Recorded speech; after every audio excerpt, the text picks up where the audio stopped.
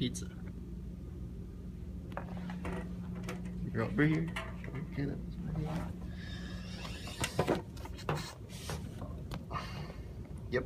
Hey guys, so today I'm going to be telling you a little bit about Buddy Rich, and just to inform you ahead of time, he is known as one of the greatest swing drummers of all time. So I will be talking about his early life and success, and then his personal life, and then finally his death and the legacy that he has left behind. So Buddy Rich was born on September 30th, 1917 in Brooklyn, New York. He was born as Bernard Rich, and he later acquired the nickname of Buddy, which is what he's well known as today, and he will be for years to come. And because of his early talent as a drummer, he followed his parents onto the vaudeville stage when he was just 18 months old. And because of this crazy early talent that he had, he earned many nicknames like Baby Traps, the Drum Wonder. And when he was just 4 years old, he became the highest paid youth performer at that time. He earned $1,000 a week. Now, this is a lot more than a lot of adults made at that time. So this is pretty impressive, and he probably deserved it. And he performed throughout his childhood. He made appearances at Broadway when he was just 4 years old, and he also toured Australia when he was just 6 years old. And what's really amazing about this is that he had minimal practice time because he always had to attend gigs.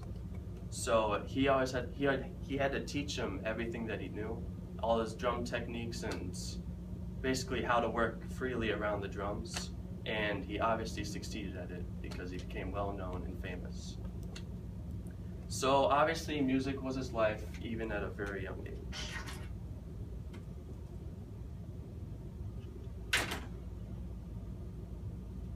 So Buddy Rich's dream for most of his life was to become a drummer of a swing band. This is due to the fact that his father actually exposed him to swing and jazz early, and like something clicked in his head right when he heard that music. He was like, I want to become a swing drummer. And this dream that he had became reality eventually in 1937 when he joined Joe Marsala's band, and then mostly in 1938, a year later, when he joined Artie Shaw's band. Now this was a good time to join that band because they just came out with a song. I don't remember what it was called, but it was at the top of the charts. So this is perfect timing for him because he gained all that popularity because the band was already really famous. So then soon after that, he became known as the #1 swing drummer in the world.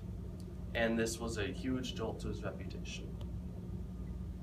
Then in 1939, a year later, Artie Shaw left the band, and then Buddy Rich joined Tommy Dorsey's band. Now this was the band that Frank Sinatra later joined, but Buddy Rich and Frank Sinatra didn't really get along very well. This was due to the fact that Buddy Rich was very opinionated, and he always had to have the things his way, and Frank Sinatra didn't really like that. So then in 1942, Buddy Rich enlisted into the Marines to join the World War II, but this was not a very good fit for him. So in 1944, he was discharged from the Marines, and so later on he joined Dorsey's band again. Then 10 years later, he became the highest paid sideman in the business, earning a step up of $1,500 a week, which is also a lot, and it was higher than what he earned as a kid, and he rightfully deserved it. Then 12 years later, he formed his own band, and this was extraordinarily successful. The band members of this band, they joined together frequently to play jazz music all the way up until the time of Buddy Rich's death. So even as Buddy Rich grew older, his drumming skills stayed nothing short of amazing.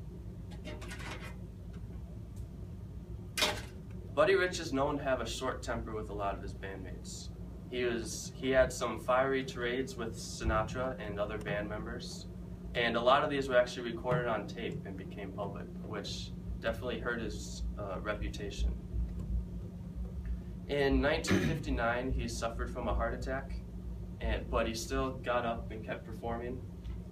And then in 1968, his troubles continued, and he declared for bankruptcy.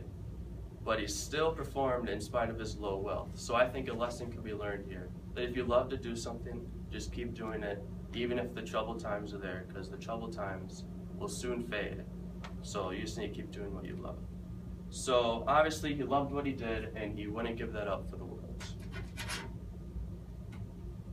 Then in 1983, he suffered from another heart attack, but it also didn't faze him, and he continued to drum. And then in 1987, about 4 years ago, he was diagnosed with, no, about 4 years later, he was diagnosed with an inoperable brain tumor. Unfortunately, he couldn't pick up from this, so April 2nd of that year, he died, which was a huge hit to the whole jazz community.